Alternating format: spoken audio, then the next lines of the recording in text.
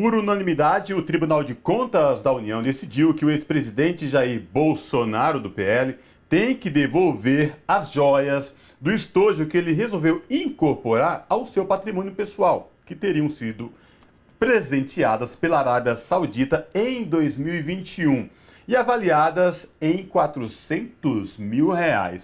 O primeiro estojo, contendo joias femininas com valor de mais de 16 milhões de reais, seria para Michele Bolsonaro e foi retida na Receita Federal, após a apreensão no aeroporto de Guarulhos, ao chegar no Brasil com o ex-ministro de Minas e Energia, Bento Albuquerque.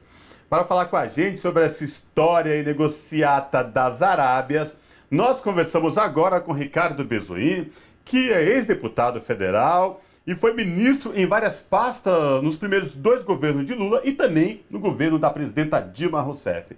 Ministro Ricardo Bezoin, tudo bem? Prazer recebê-lo aqui no Revista Brasil TVT e na Rádio Brasil Atual. Seja bem-vindo. Obrigado. Estou alegre em poder participar com vocês desse debate. Ministro, vamos falar dessa história, dessa negociata, esse negócio das Arábias, que desde que veio à tona, ministro, tem ocupado constantemente aí o noticiário, seja ele de TV, seja ele de rádio, impressos, sites, enfim. Uma história muito conturbada no que diz respeito ao estadismo brasileiro, no caso, ex-presidente Jair Bolsonaro, e essas histórias mirabolantes de joias nos valores altíssimos. Primeiro, retidas pela alfândega, era do Estado ou não era do Estado? E depois um segundo estojo aí incorporado ao acervo privado do presidente, o que é contra a Constituição, o que diz aí os bons modos. Eu queria ouvi-lo sobre essa questão, ministro. Então, na verdade, o princípio da probidade na administração, especialmente quando se trata do maior mandatário do país, é que os presentes não podem caracterizar um acréscimo patrimonial. Ou seja, as pessoas podem ser presenteadas, é comum em atividades internacionais haver troca de presentes. Mas são presentes singelos. Às vezes uma pequena escultura, um quadro, alguma coisa até pessoal, mas de pequeno valor. Quando você tem um bem que acrescenta patrimônio, pode sempre ser caracterizado como desvio de finalidade ou mesmo corrupção. Especialmente no caso em que nós estamos discutindo, em que houve uma aquisição de uma refinaria da Petrobras na Bahia por um fundo desse país que presenteou o presidente e supostamente teria presenteado a primeira-dama. Ou seja, fica claro que há um enriquecimento sem causa, um acréscimo de patrimônio que não tem a ver com qualquer tipo de trabalho, e sim com um país que é uma ditadura que é muito questionada nos fóruns internacionais, que é cabeça de ponte dos Estados Unidos no Oriente Médio, e que os Estados Unidos, que tanto criticam as supostas ditaduras de países da América do Sul, eles não criticam a ditadura da Arábia Saudita, e o presidente do Brasil recebe esses presentes vultuosos, e ele sabia que estava fazendo coisa errada, tanto é que ele tentou liberar essas joias e esses presentes da carteirada. E quando o TCU flagrou a ilegalidade, ele rapidamente se propõe a devolver aquele estojo que estava com ele e que não estava apreendido na alfândega do aeroporto de São Paulo. Ministro, agora falando dessa figura, Bento Albuquerque, que foi, digamos, a pessoa que transportou todas essas joias, ele, nessa última semana, fez um depoimento se contradizendo sobre a declaração que ele deu à Receita Federal à época, né, quando as joias foram apreendidas, que ele disse à época que eram presentes à ex-primeira-dama Michele Bolsonaro, e agora ele volta atrás e a defesa dele diz que, na verdade, eram presentes do Estado. Mas para complicar um pouco mais ainda a situação, essas joias, elas não foram presenteadas, passadas ao ministro, digamos assim, em alguma formalidade, alguma ação formal dos estados, né? Foi passado no aeroporto. Então, gostaria que o senhor pudesse comentar esses detalhes e se isso não é muito estranho, se a gente realmente não tem que ficar aí de orelha em pé, como se diz no ditado, sobre essa questão. O ex-ministro já mudou de versão umas 5 vezes. Mas o mais grave é que ele contradisse a versão que ele apresentou no aeroporto, a alfândega. Olha, quando você mente, a maior dificuldade é você manter depois a mentira sem trocar de versão. É lamentável que um alto oficial, almirante da Marinha Brasileira, se preste a esse tipo de comportamento, tentando acobertar os atos ilícitos do seu chefe e se propondo a ser uma espécie de mula. Como tem as mulas no tráfico de drogas, ele foi a mula de um presente que era inconfessável. É lamentável. O Brasil assiste a mais um episódio de apropriação da coisa pública por pessoas que não tinham direito legal de fazê-lo e que foram flagradas graças à coragem dos auditores da Receita Federal. É preciso registrar isso, porque muita gente critica os servidores públicos pelos salários, por outros motivos, mas se você não tiver garantias constitucionais devidamente respeitadas para auditores fiscais, para advogados da União, para outros servidores que têm missões espinhosas, muitas vezes de enfrentar e afrontar autoridades. Mas o que fica mais claro é o seguinte, é como esse pessoal gosta de dinheiro público. Como esse pessoal usou o recurso da Presidência da República para benefício próprio. Criticaram muito os nossos queridos Lula e Dilma, que jamais praticaram esse tipo de questão. Eu quero lembrar que em 2015, houve suspeitas de que o Lula tivesse se apropriado também de presentes que ele não poderia e que teriam sumido do Palácio da Alvorada bens que não eram localizados. Eu era ministro da Secretaria de Governo e nós determinamos, com servidores públicos estáveis, uma auditoria para justamente localizar todos esses bens. E não havia nenhum bem desaparecido. E todos os bens que o Lula levou ao final do seu mandato e que ficaram à parte dados num galpão dos sindicatos metalúrgicos, estavam perfeitamente adequados à legislação. Ou seja, Lula cumpriu completamente a legislação, Dilma também. E Bolsonaro, que se elegeu com um discurso hipócrita, tentou roubar e provavelmente terá talvez roubado outras coisas que devem ser apuradas. É preciso fazer uma auditoria rigorosa em tudo que ele recebeu de presente nesses 4 anos e o que foi efetivamente dentro da lei e aquilo que é ilegalidade. E, havendo ilegalidade, apresentar a devida ação penal para caracterizar o crime de desvio de bens públicos. Ministro Ricardo Berzoini, a minha pergunta agora vai no seguinte sentido. Quanta história envolvendo militares? Agora, com o almirante de esquadra, a gente já tinha outras questões lá atrás, General Pazuello, Ministério da Saúde, enfim, como é que os militares, né, deste país que sempre se mantinham lá trabalhando de forma tranquila, não ficava aparecendo, e agora envolvidos nesse tipo de negociata? Nós estamos falando de um almirante de esquadra agora envolvendo como possível mula de joias, nos histórias sem pé e sem cabeça, um general do Exército que envolvido em compra de vacinas e, enfim, como é que fica as Forças Armadas num cenário como este, ministro?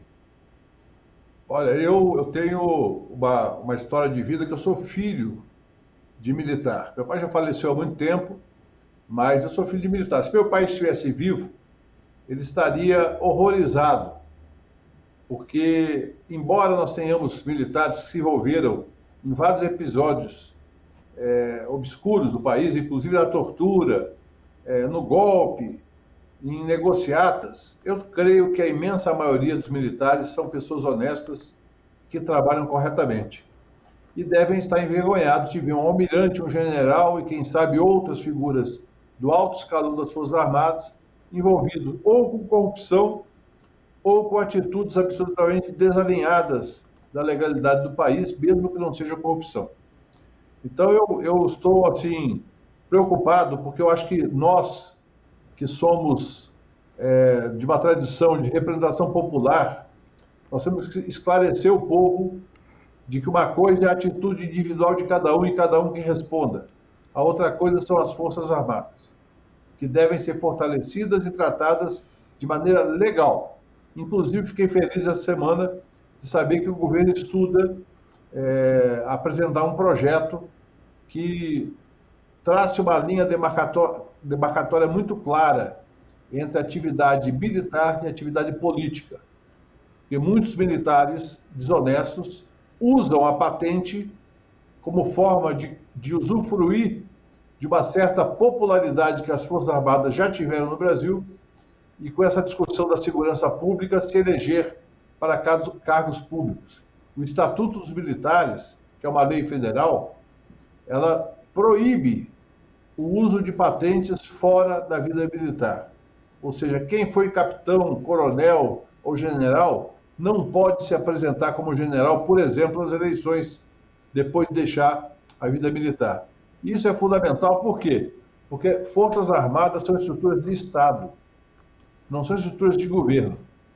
Elas devem obedecer ao governo eleito democraticamente, mas são estruturas de Estado e tem que cumprir a lei, assim como o Judiciário. O Judiciário tem que obedecer à ordem legal do país, cumprir suas funções do ponto de vista judicial e não podem se meter em política. Quem quiser, como Flávio Dino, que foi juiz, ingressar na política, tem que sair da magistratura e disputar, como foi meu colega na Câmara dos Deputados, e disputou e foi um excelente deputado e hoje é um excelente ministro depois de ter sido governador do Maranhão. Ou seja, isso é que é importante, é separar os erros e os crimes de alguns das instituições que têm que ser respeitadas e fortalecidas. Mas são instituições de Estado, não são poder. E, ministro, agora falando sobre o pedido da FUP, que é a Federação Única dos Petroleiros, para que o Ministério Público apure a possível relação das joias vindas da Arábia Saudita com o processo de compra da RLAM, que é a refinaria que o senhor mencionou da Bahia, por parte de um grupo nos Emirados Árabes. Há provas, há elementos já, há subsídios que levem a essa investigação? Nós podemos, qual que é a opinião do senhor nesse caso? Nós podemos já abrir essa investigação, o Ministério Público no caso, né? Abrir essa investigação e realmente apurar se há relação, que tipo de relação e como isso foi feito? Há no mínimo o indício dessa relação entre as joias e a venda da refinaria. A refinaria Landulfo Alves é uma refinaria muito importantíssima para o Brasil. E foi vendida, a sua venda já é, por si só, algo lamentável. A suspeita de corrupção, evidentemente, está colocada desde o tempo que o Temer assumiu a presidência da República e passou, pelo Pedro Parente, da presidência da Petrobras, passou a liquidar diversas atividades da empresa, vendendo ativos e, portanto, é uma empresa menos potente do que era no governo Lula e Dilma. A Petrobras hoje não tem a mesma capacidade de interferir no mercado, de defender os interesses dos brasileiros da soberania energética. Quando você tem a venda de uma refinaria como a da Bahia, é óbvio que a suspeita por conta desses presentes, merece investigação. Claro, não há provas ainda, porque a investigação é justamente para produzir provas. Mas eu acho que há muita suspeita em relação a esse assunto. Nós devemos tratar com rigor. O governo federal tem instrumentos para ajudar e apoiar o Ministério Público numa investigação criteriosa e que poderia se estender, mediante uma CPI, por exemplo, para investigar toda a venda de ativos da Petrobras. Foram muitas refinarias vendidas, foram várias atividades da Petrobras, inclusive a BR Distribuidora foi vendida. Quem comprou? Comprou? Que tipo de relação empresarial há entre os compradores e empresas ligadas a amigos, tanto do Temer, Pedro Parente, Bolsonaro e seus ministros das Minas e Energia? Agora, ministro, este caso das Arábias, dessas joias vindo da Arábia Saudita, jogou luz a uma outra questão. Da importância de ter um servidor com estabilidade e que possa cumprir o seu papel de forma correta, sem tomar partido de ambos os lados, mas seguir à risca o que diz a Constituição e para que ele foi contratado e da forma como o departamento onde quer que ele esteja.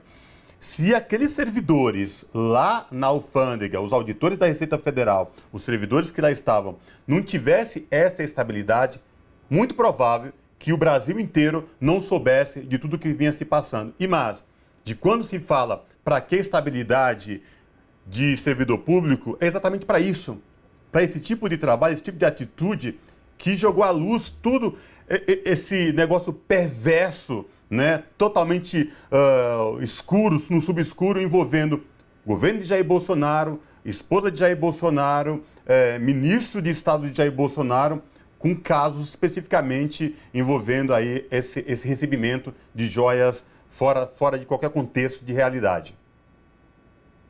Exatamente. Na verdade, quando se fala em servidor público, é sempre preciso lembrar que, como qualquer instituição, tem os bons e tem os não tão bons assim, mas para valorizar os que, de fato, têm compromisso com o serviço público, é preciso garantir sempre a estabilidade e também, num país tão grande como o Brasil, impedir que haja transferências arbitrárias.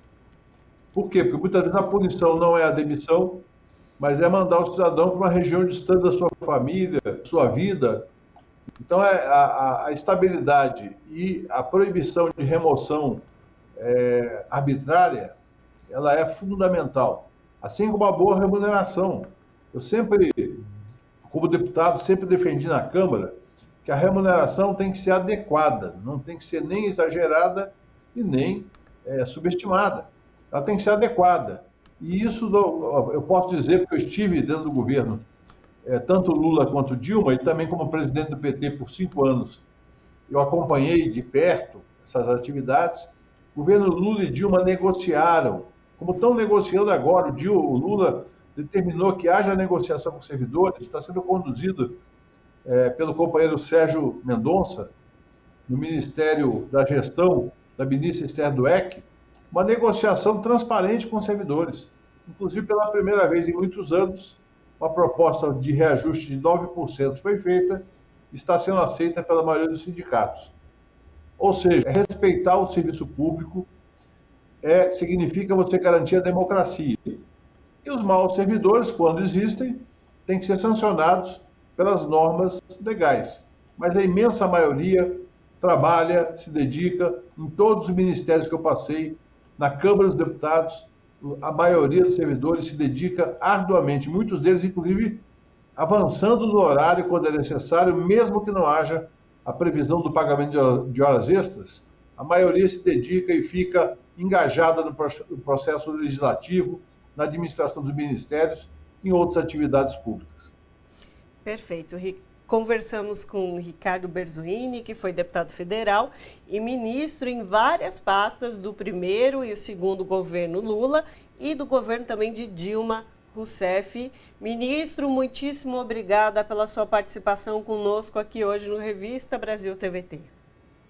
Eu que agradeço e como nós estamos na TVT, além de ministro e deputado, eu tenho muito orgulho de ter sido sindicalista, de ter convivido toda essa geração de sindicalistas que construíram, inclusive, a TVT, que é uma TV fundamental para noticiar aquilo que as outras redes não noticiam. Um grande abraço para vocês e até a próxima. Abraço, ministro. Até a próxima.